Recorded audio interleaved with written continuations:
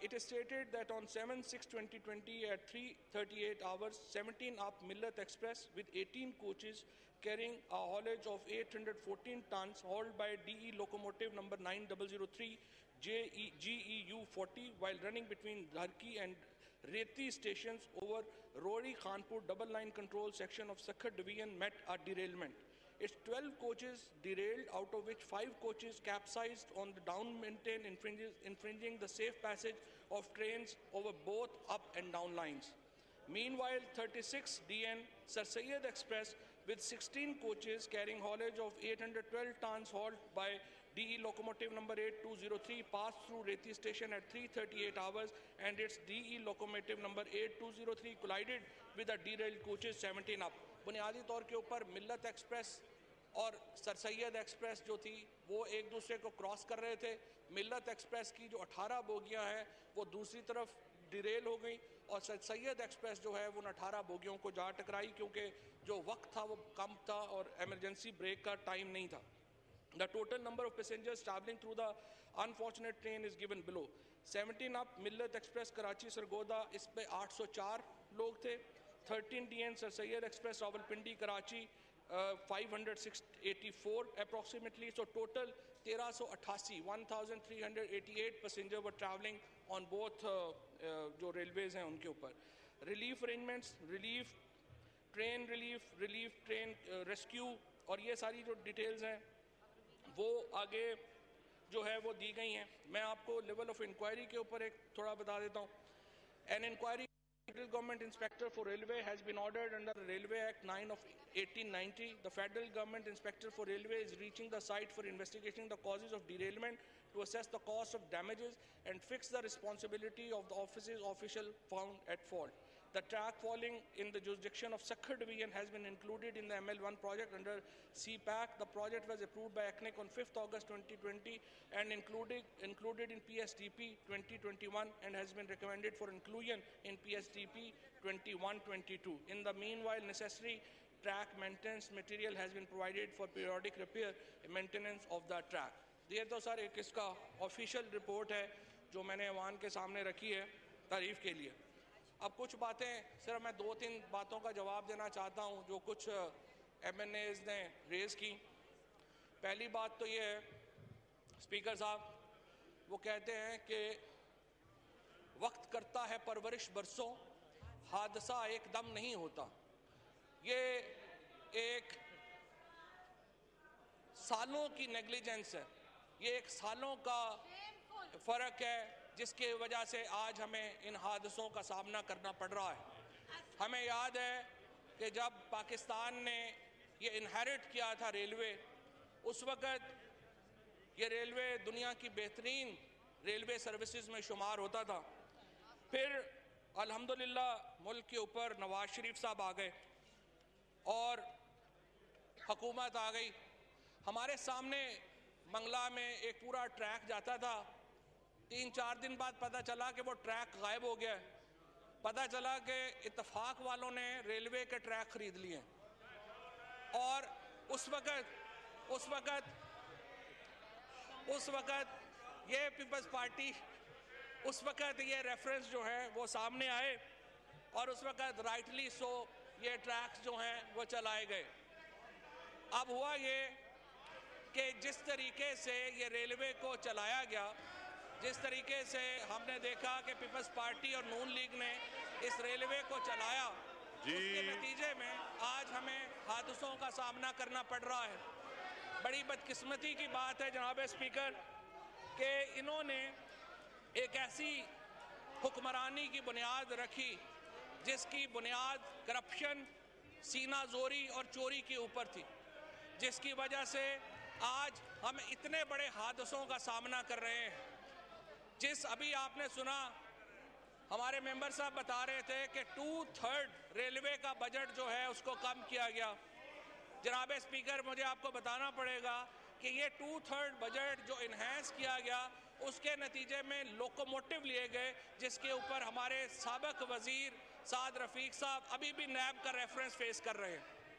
हमें बताया जाता है कि रेलवे का जो बजट है जिसको इन्होंने बढ़ाया وہ ریلوے کا بجٹ انہوں نے بنیادی طور کے اوپر ان کرپشن کیسز کا حصہ ہے جو اب نیب میں شامل ہیں.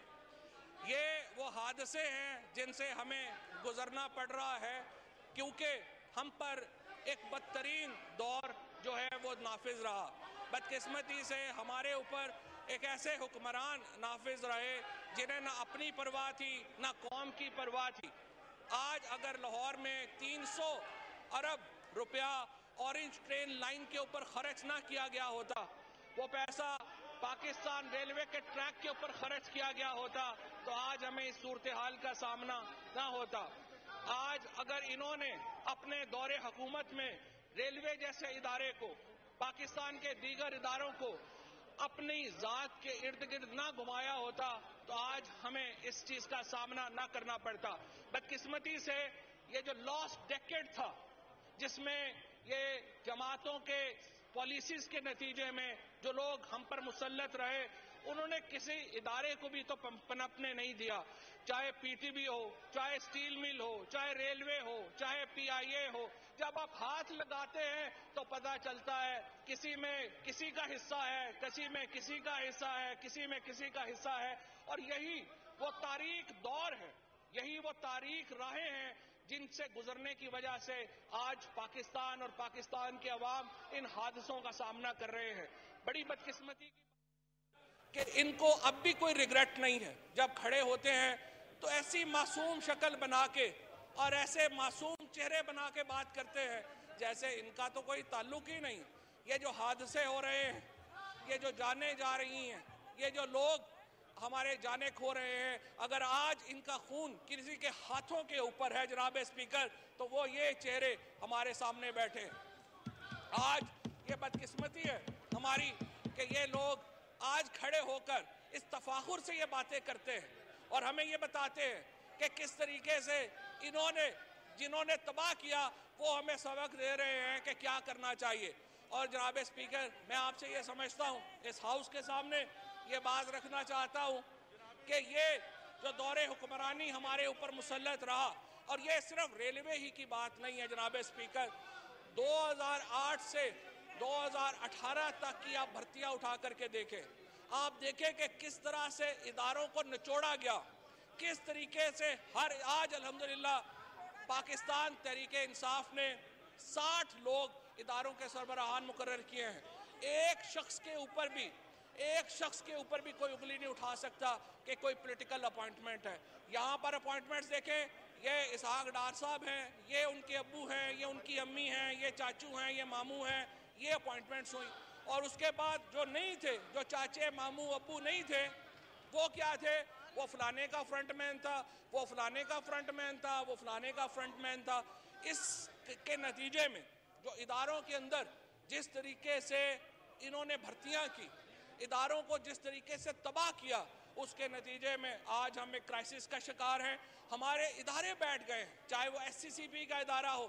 آپ دیکھیے عمران خان نے آ کے کیا کیا، عمران خان کا ویژن کیا تھا؟ ہم اداروں کو اپنے پاؤں کے اوپر کھڑے کر رہے ہیں. ہمیں 3 سال لگے ہیں اداروں کو اپنے پاؤں کے اوپر کھڑا کرتے ہوئے. ہر اینٹ نہیں رکھی گئی ہے، ہر اینٹ کے اوپر اینٹ رکھ رہے ہیں تاکہ یہ ادارے بنے. میرٹ کے اوپر لوگ لائے جا رہے ہیں، کوشش کی جا رہی ہے کہ چیزیں آگے بڑھے، لیکن یہ چیزیں آگے بڑھنے دینے کو تیار نہیں ہے. آپ ان سے کہیں کہ آئیے عدالتی ریفارمز کے اوپر بات کریں، یہ کہتے ہیں نہیں پہلے نیب آرڈیننس امینڈ کرو. آپ ان سے کہیں آئیے الیکٹورل ریفارمز کے اوپر بات کریں، یہ کہتے ہیں پہلے نیب کے اوپر بات کرو.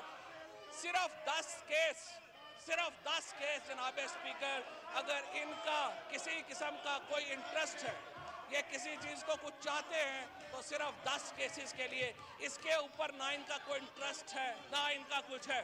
اور آپ نے رویوں کا اندازہ لگائیے،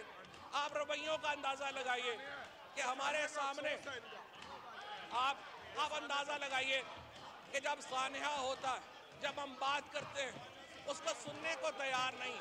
اپوزیشن کا ہر طریقے سے یہ حق ہے کہ وہ ان حادثوں کے اوپر بات کرے، لیکن ان حادثوں کی وجوہات کے اوپر بات کرنا بھی ضروری ہے جناب اسپیکر.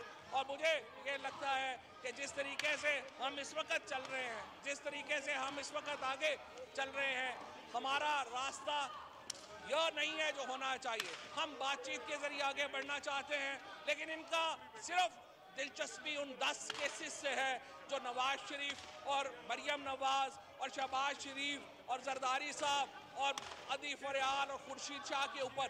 اس کے آگے ان کی کوئی دلچسپی نہیں ہے. یہ بدقسمتی ہے اس ملک کی کہ یہاں پر ایوان کو استعمال کیا جا رہا ہے اپنے مقدمات کے اوپر پریشرائز کرنے کے لیے. اسی لیے اپوزیشن کا آج کوئی کردار نہیں ہے. آپ نے دیکھا کس طریقے سے یہ پی ڈی ایم میں اکٹھے ہوئے.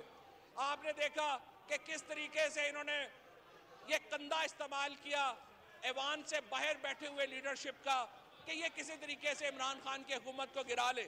ہم نے اس وقت بھی کہا تھا آپ سب اکٹھے بھی ہو جائیں گے، عمران خان کی حکومت آپ نہیں گرا سکیں گے اور آپ نہیں گرا سکیں.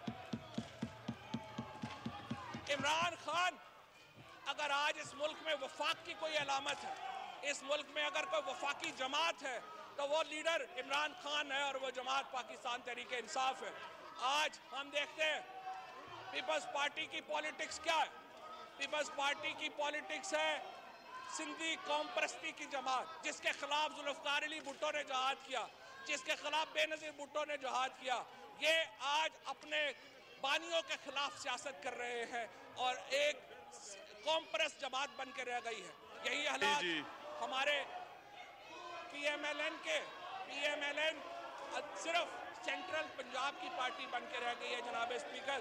اس کے نتیجے میں ملک میں یہ جماعتیں اس لیے اپنے آپ کو اتنا شرنک کر گئی ہیں، یہ جماعتیں اس لیے اتنی چھوٹی ہو گئی ہیں، ان کا نظریہ نہیں ہے.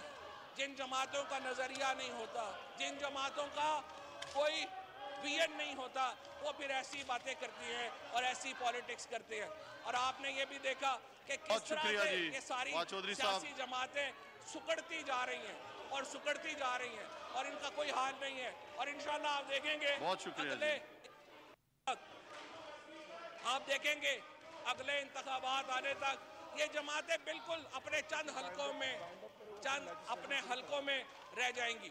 اور میں صرف آپ سے یہ کہنا چاہتا ہوں کہ ہم اپوزیشن کے ساتھ آگے چلنا چاہتے ہیں، ہم اپوزیشن کے ساتھ بات چیت کرنا چاہتے ہیں، لیکن یہ جماعتیں آگے بڑھنے والی جماعتیں نہیں ہیں.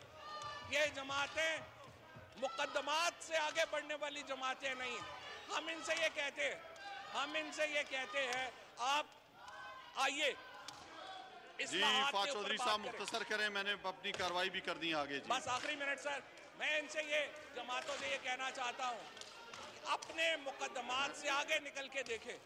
میں ان سے یہ کہنا چاہتا ہوں اپنے پاؤں سے آگے کی سوچ رکھیں. آئیے اصلاحات کے اوپر بات کریں. بہت شکریہ جی، بہت شکریہ. جوڈیشل ریفارمز کے اوپر